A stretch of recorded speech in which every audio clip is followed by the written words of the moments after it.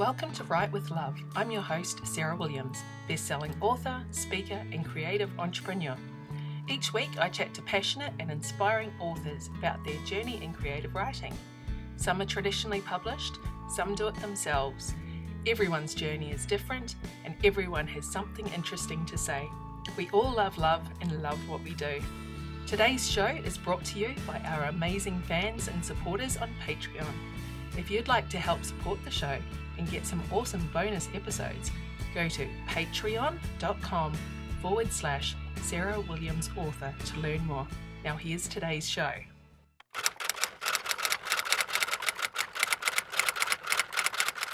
G'day and welcome to Write with Love. Today on the show, I'm chatting to Emma Janes.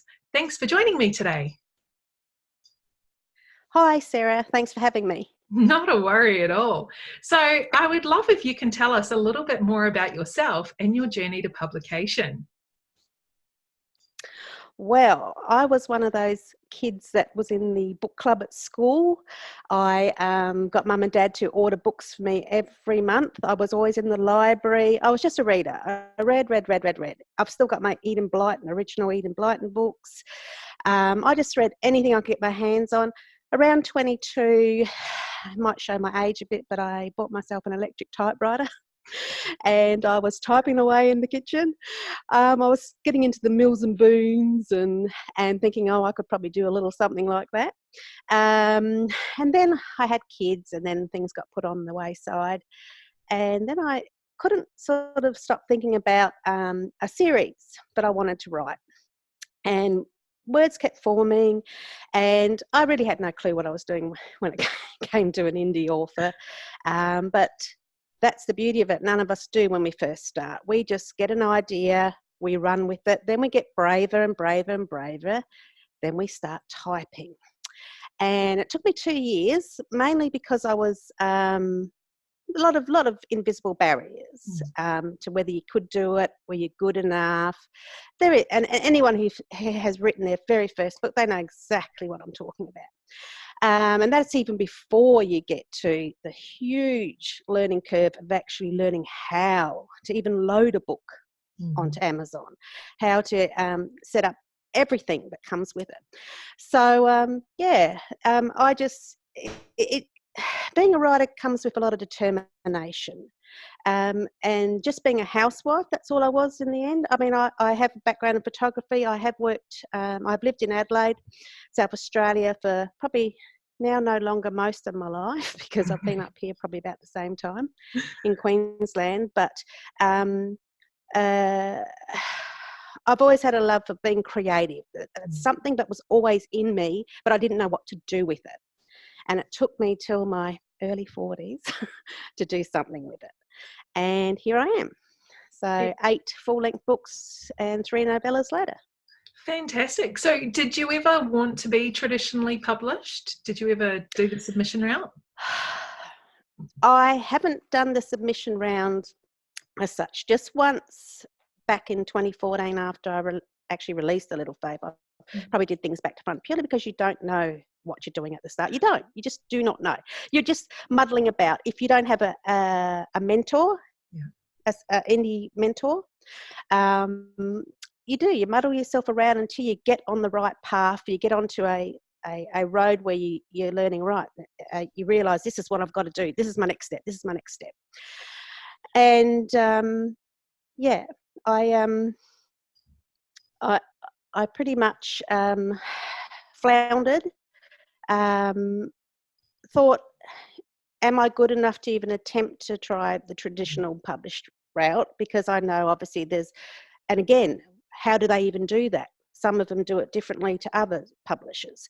And I only once, did, as I said, tried with The Little Faith, and that was, I think, on an open month or something like that. You have a month where you can just apply. Didn't hear anything. So I'm actually quite happy where I am in the indie section. I'm not yearning to be traditionally published, but I wouldn't mind being a hybrid. I think that would be, which is a indie and traditional published author, because that's got, obviously its perks being traditionally published. Yeah. You're not doing as much of the marketing and etc. work.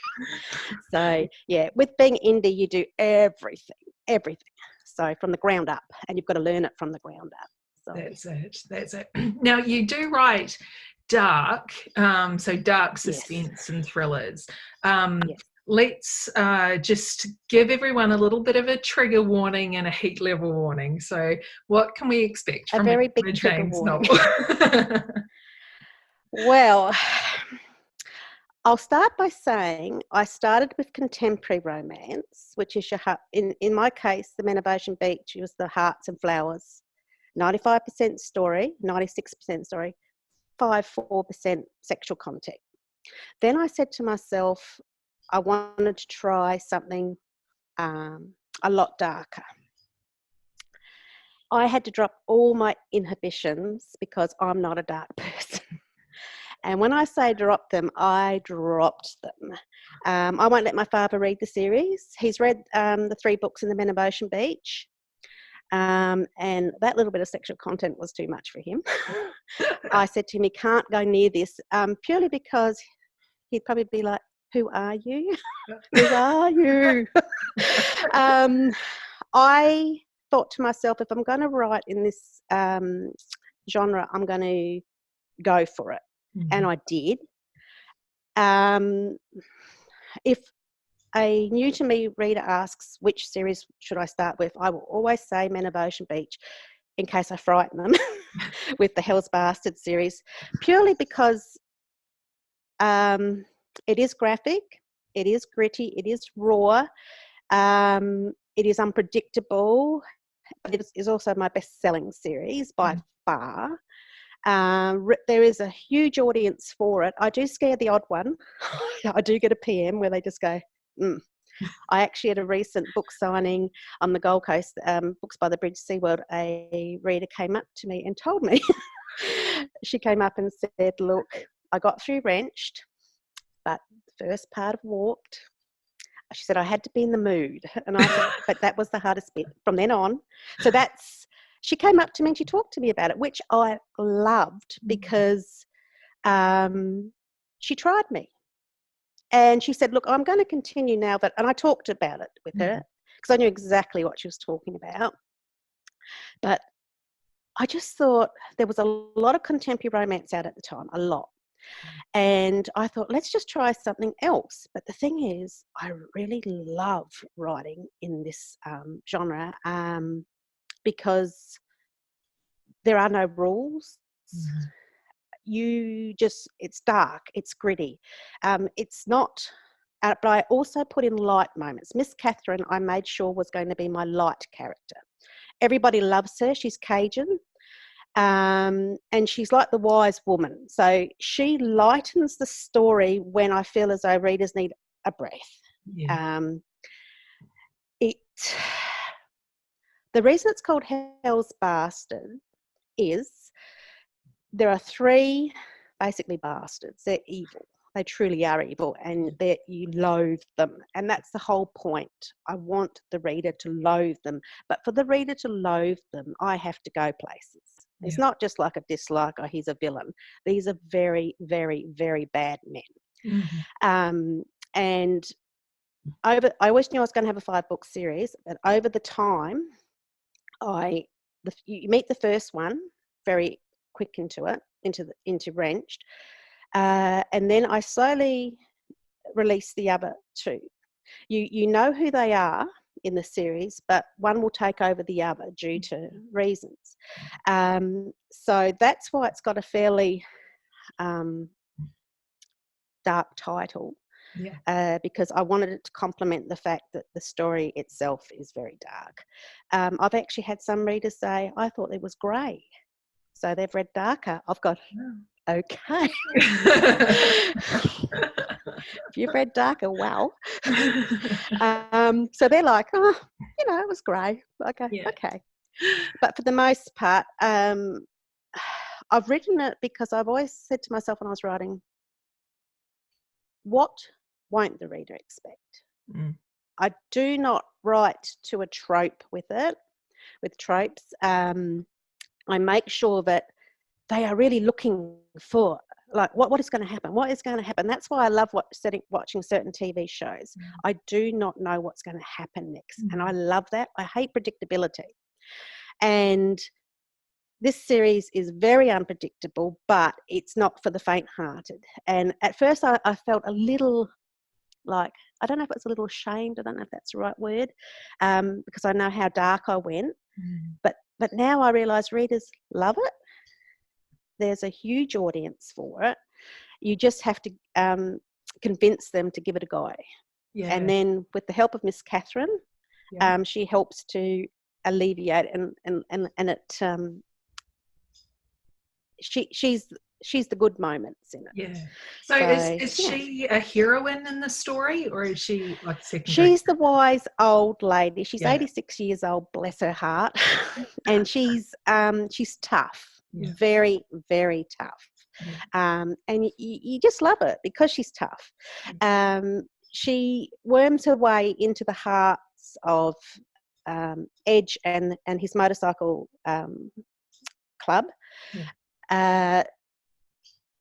Originally, I marketed this series back in 2015 when I first wrote Wrenched as the biker genre. Yeah. Because I didn't know what else to put it in. Yeah. It is a real mixture of genres. And I mean, a traditional publisher wouldn't even know what to do with it. It's got that many sort of mixtures. And I now call it biker influence because I grabbed a huge audience from the biker readers, biker genre. I grabbed, and that got that foot in the door for them to go, all right, let's give this a go. And so those covers were marketed that way, with the guy in the front with the tattoos and the bike. But now I've changed it because it is more thriller. It's trying to find whisper is how the Edge made a very big mistake at the very start, a very big mistake, because he didn't have a lot of faith in good because of the way he was brought up. And they have a connection. But they don't know what that connection is. And then he has to call out for help. So he calls out for help from his biker group who come along, and they're a great group of guys. But again, they're bikers. They swear, and they break the rules. But they're all got one goal, and that is to save Whisper.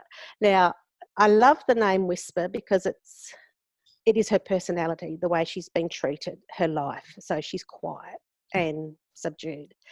And I love Edge, his name. They both complement each other so well because Edge he's on the edge. He's tough. He's fearless until he learns and he grows and realises there's more to life. So people are very surprised by this series because nothing is about me trying to prove a point about being dark and basically a little crazy, a little. It is violent. There is violence, but it's all in context. And Miss Catherine softens everything because she is the.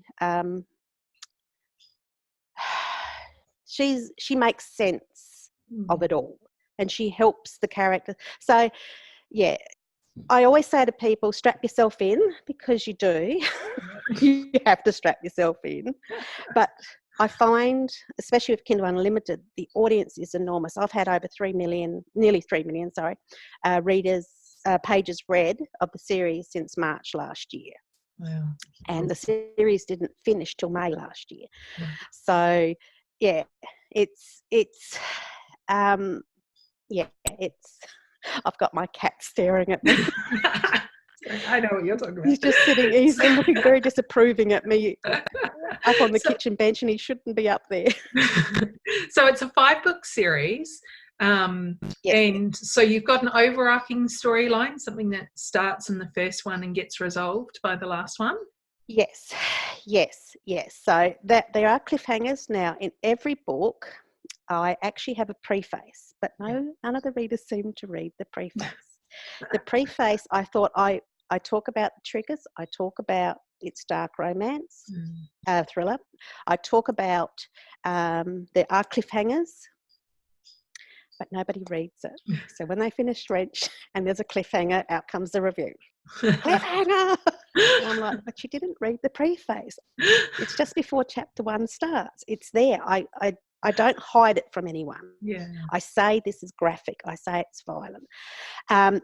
Everything is about growing. All the characters grow. I write a multiple POV point of view. I've always done that. I don't know how at this stage I think to write in dual POV or even to write in third person. Mm-hmm. The Men of Ocean Beach, the story just came to me with a multiple characters who all talk in all their heads. Mm. That's how this came to me as well. I can't seem to curb that, to stop Yeah. that. And back in 2014, not many people were doing that, but I didn't do it as a deliberate. It was the only way as a brand new writer trying to write a series, how it would come out of me. And so that's, and at first readers are a bit like, oh, multiple POV. But now if you look at the reviews, they say, oh, we actually love it because we're in each of their heads and we know them even deeper. Yeah. So, but basically it will start with,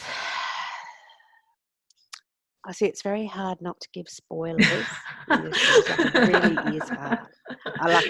But basically something happens to the very first. Yeah, there's the very first Hell's Bastard, something happens fairly early into Wrenched. Now, if you notice by the names, Wrenched, Warped, Contorted, Entwined, Venerated, even those titles are telling you a little bit about each book before you even read it. Yeah. Entwined especially, Venerated especially. Now, something happens, Whisper gets her freedom. In steps Miss Catherine. In steps another character who she trusts, Miss Catherine trusts. Together, they start to bring Whisper back to life. Yeah. And then something happens, and Edge comes into picture, and that's where a lot of the readers will go, oh, Edge wasn't in the book for very long. In the first book, we really wanted him, blah, blah, blah. And I'm here, but yeah, this is Whisper's journey. This is not Edge's journey. Yeah. Edge's journey becomes woven into it, where he then discovers himself. But this is all Whisper's journey. And the people she meets, whether they're good, bad, along the way, and how it affects her. And of course, they obviously fall in love because there is the romance side of it. It's just not all everything else. The best way to say it is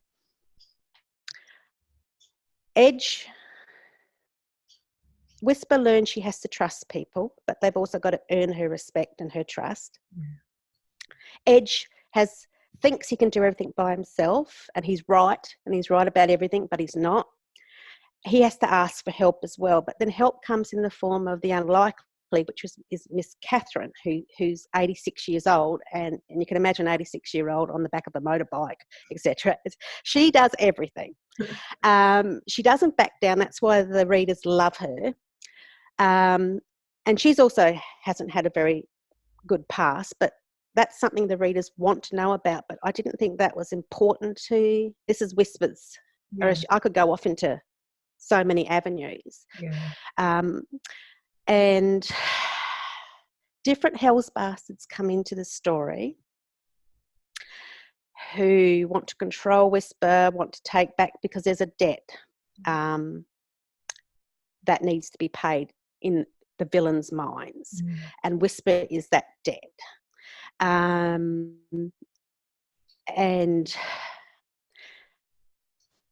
Edge isn't going to allow that to happen.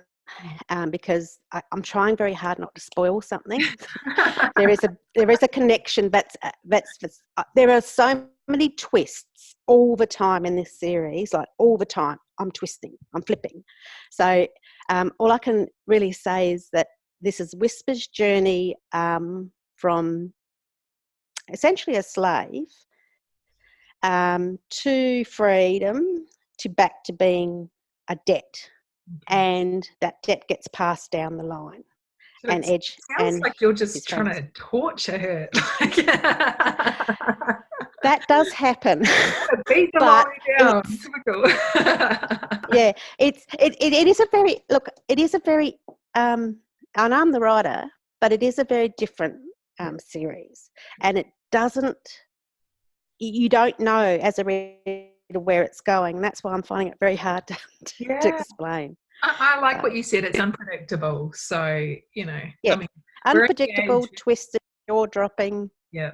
Shows like Game of Thrones, we don't expect, characters to suddenly die, Yes, and we don't expect unpredictable things. So, that's awesome. yes. I think that's great for, what people are Yeah, wanting. well, I'm watching Yellowstone with my husband at the moment with Kevin Costner. And I said to him again last night, 2 minutes from now, we won't even know we can't even predict what's about to happen. And it's just, everything gets flipped, and I go, and this is why, this is how I write. Yeah. Oh, So, that's on my list. That's what I'm going to start next week. Yellowstone. Yeah. Yeah, no, it's very good. It's quite dark as well. Oh, there we go. Excellent. So you've also got a multi-author book out at the moment called The Dirty Dozen Vampire Edition. Tell us a little bit about that and who you're involved with in the set. Okay, well, the lovely Kay Marie, author, is the host and of the Dirty Dozen, and there are 12 authors involved. With all our briefing was it had to be a happily ever after, it had to be a vampire, and around just a novella size, so it's a quick read. And this is what like already I've had some readers say, oh, I want to know more about your story. But when you're writing a novella in an anthology, you have to do a start, a middle, and a finish in a very short amount of, or a short book. And that's not easy. So sure, you can expand in many areas, but it's not easy. And yeah, we just all came together. There is also, I'm not even sure if I'm allowed to say if there's a colouring book coming. Sorry, Kay. There's a colouring book coming. So to match all of our stories, I'm not sure I'm allowed to say it. But I've seen it. It looks fantastic. And so from that colouring book, you can actually get a little bit of an idea of what all of our stories are, because we had to give 3 objects as an idea. And my page, I love it, but but it has been drawn up. But yeah, we're just I chose personally. I have got this little thin novella. Is Bearing the Rock Star. It's paranormal. This was from another anthology I did with, and Jacinta Sullivan was the host of that. And I had 2 characters in there, Lorcan and Fern. He was a vampire. She was a vampire. So I said, there's my characters. So I like to connect between, actually all my books connect in a weirdly way. A Little Faith, I have 2 characters that come over into the Hell's Bastard series that connects. Even something in A Little Faith connects with Bearing the Rock Star. I've actually got Hell's Bastard characters connecting in Bearing the Rock Star. So now I've got this Dirty Dozen novella now connects with Bearing the Rock Star.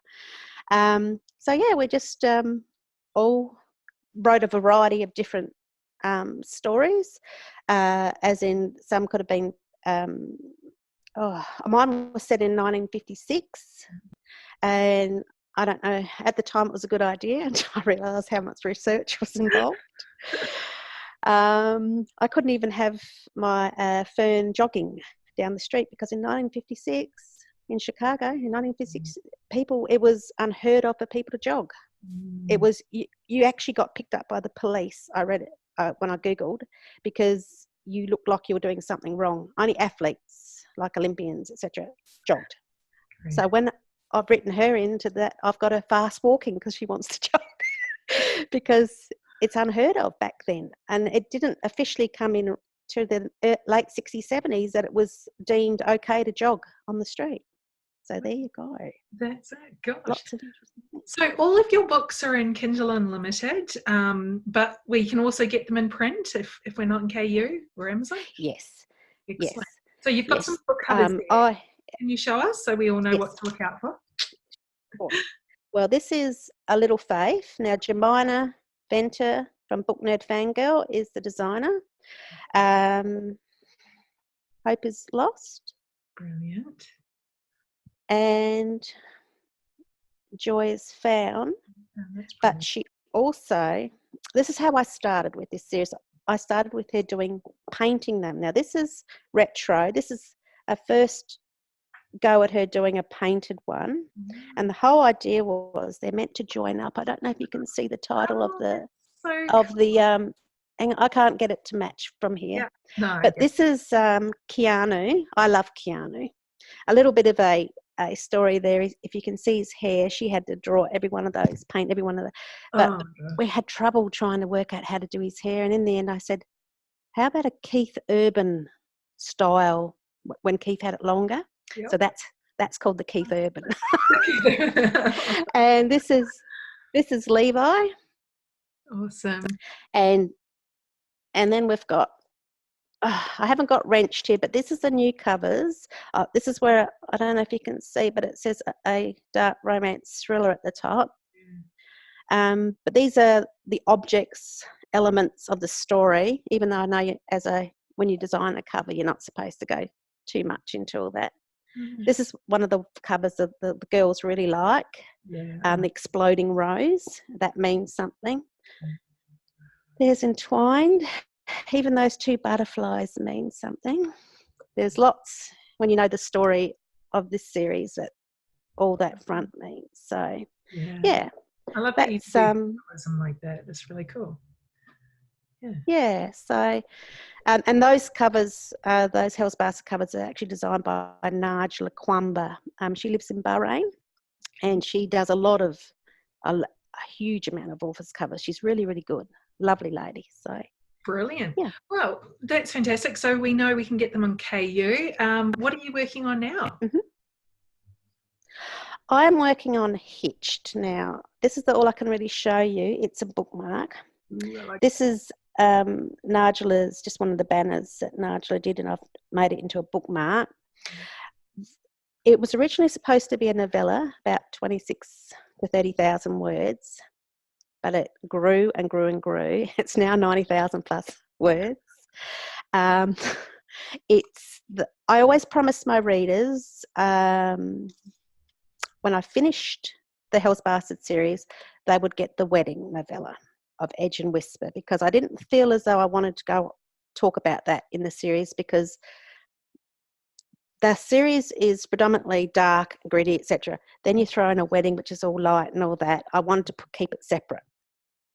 But because it's grown so much, and one of the characters in here in the Hell's Bastard talk, he spoke to me a lot while writing Hitched, and now it's going to be a duet called, it'll be Hitched and Destined, and so I've got more work to do.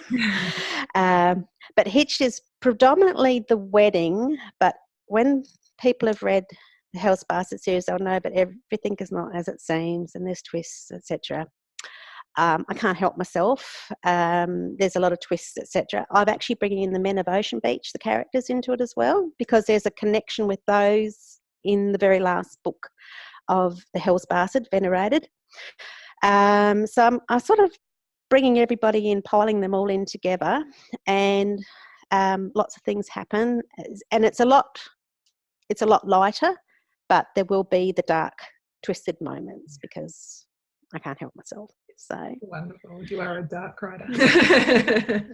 Well, it just, I saw an opening in my mind for storyline, hence why we've now got part 2 coming. So wonderful.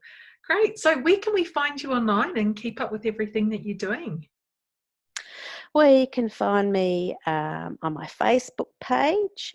Amazon, and BookBub. BookBub is fantastic because for getting information when on newsletters and when books come out.